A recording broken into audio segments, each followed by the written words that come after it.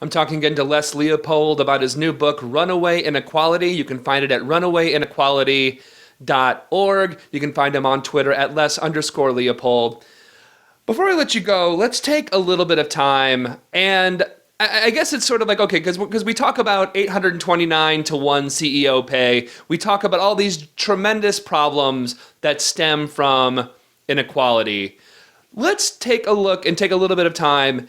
And obviously the book does not have all the solutions, right? There's not a magic wand that's gonna make everything better by just, the snap of a finger or something like that, or the passing of a bill or whatever. But let's take some time and so people can have an understanding, some things of what some solutions might actually look like, because it's one thing just like, oh wow, 829 to 1, that's horrible. But let's talk about some actual concrete things that wouldn't solve everything, but it would at least stem the tide and actually get us going in the right direction. Okay, let me give you a couple. In Switzerland, they did a referendum movement. They did two, actually, to try to curb corporate power. The first one won, and they're not allowed to give bonuses and anymore to CEOs, no more golden parachutes and stuff. The second one was really interesting. It was the 12 to 1 campaign, that no CEO could earn more than 12 times what the average worker earns. And that was neck and neck down to the last month. And then the money poured in on the corporate side and it lost. But more than 1 million people voted for that referendum, more than a third of the voters. So that's a very interesting concept. And that's possible in certain industries, especially related to the public sector in the United States, like healthcare.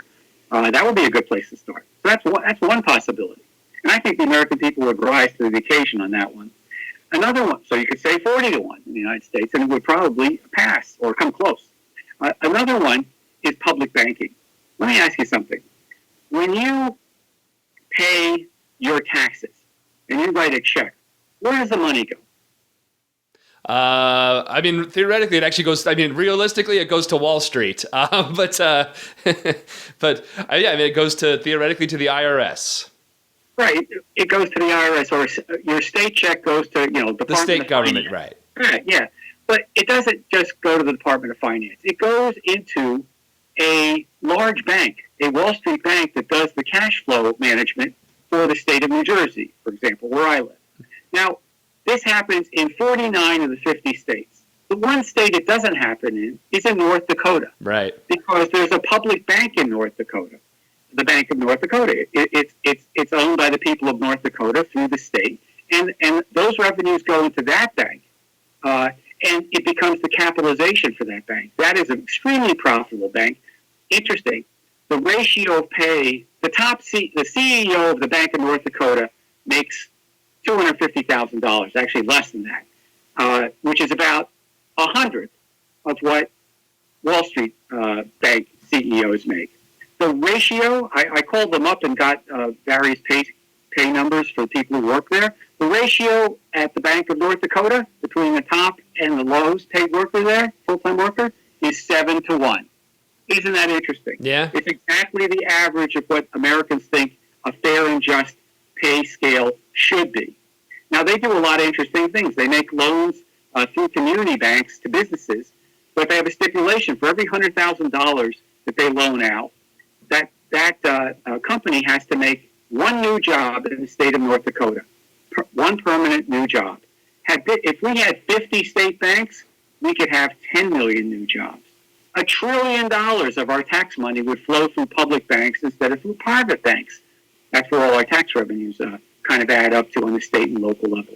So public banking is an enormously interesting concept, and there's a lot of work is going on in that all over the place. And then the final one that people are talking about and working hard towards is a financial transaction tax, which is a small sales tax on the sale of stocks and bonds and derivatives on Wall Street, because there's no sales tax on that. There's sales tax on everything you and I buy, but there's no sales tax on what the super rich are buying every day.